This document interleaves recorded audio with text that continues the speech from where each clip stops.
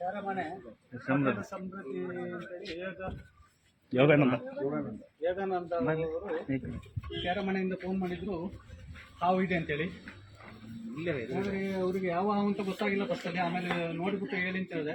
ಈಗ ಮುಂದೆ ಬಂದಿಲ್ಲಿ ಕಾಳಿಂಗ ಸರ್ಪ ಅಂತೇಳಿ ಹೇಳಿದ್ರು. ಅವರು ನಡೆಸ್ತಿರೋ ಹೋಟೆಲು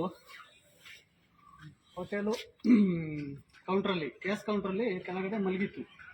ಇವತ್ತು ರಜಾ ಕಾಣ್ತದೆ. ಹಾವು ಇದು ಯಾರು ಇಟ್ಟಿಲ್ಲ, ಕಸ್ಟಮರ್ ಯಾರು ಇಟ್ಟಿಲ್ಲ, ಮತ್ತು ಅವರು ರಜೆ ಮಾಡಿದ್ರು ಕಾಣ್ತದೆ. ಅಂಕಲ್ಗೆ ಫೋನ್ ಉಂಟು.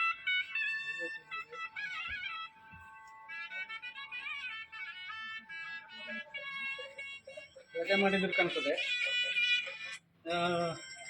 ಹಾಗೆ ಅವರು ಈಗ ಸಂಜೆ ಕ್ಯಾರಮನೆಗೆ ಬಂದು ನೋಡಿದಾಗ ಹಾವು ಮಲಗಿತ್ತು. ಹಾವನ್ನು ಹಿಡ್ದಾಯ್ತು. ಹಾವನ್ನು ಹಿಡಿದು ಇವಾಗ ರೆಸ್ಕ್ಯೂ ಮಾಡಿ ತಗೊಂಡೋಗಿ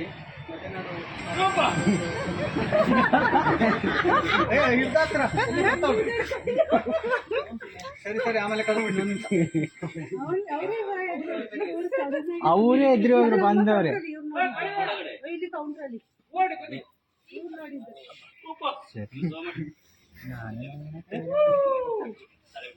ಅಲ್ಲೇ ಬಿಟ್ಟು ಕಾಲ್ ಮಾಡೋಕ್ಕಾಗಲ್ಲ, ಯಾಕಂದ್ರೆ ರೋಡ್ ಅಲ್ಲಿ ಹೋಗ್ಬೇಡಿ ಅಂತ ಈ ಕಡೆ ಬನ್ನಿ.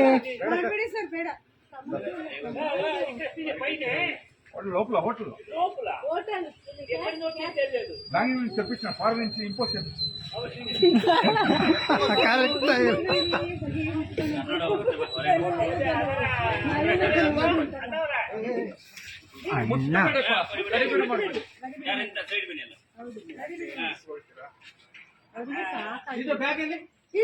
ಚೀಲ ಇಲ್ಲಿದೆ.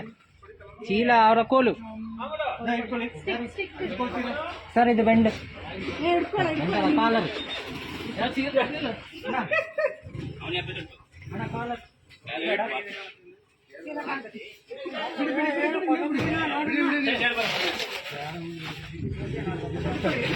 ತೊಂದರೆ ಇಲ್ಲ.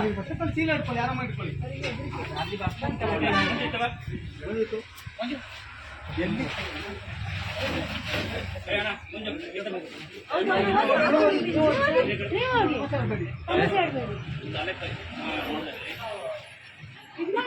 ಅಗಲ ಮಾಡಿ ಇಟ್ಕೊಳ್ಳಿ. ನೀವು ಇಟ್ಕೊಳ್ಳಿ, ನೀವೇ ತಿಳ್ಕೊಬೇಡಿ, ನೀವೇ ತಿಳ್ಬೇಡಿ.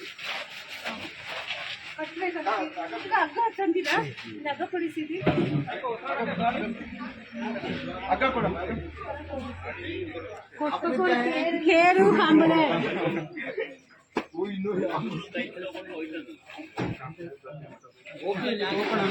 ಎಷ್ಟು ಕಷ್ಟಪಟ್ಟಿದ್ದಾರೆ ಅಂದ್ರೆ ಅವರು ಸಖತ್ ಕಷ್ಟಪಟ್ಟಿದ್ದಾರೆ. ಅವರೇ ಸುಸ್ತಾಗ್ಬಿಟ್ಟಿದೆ.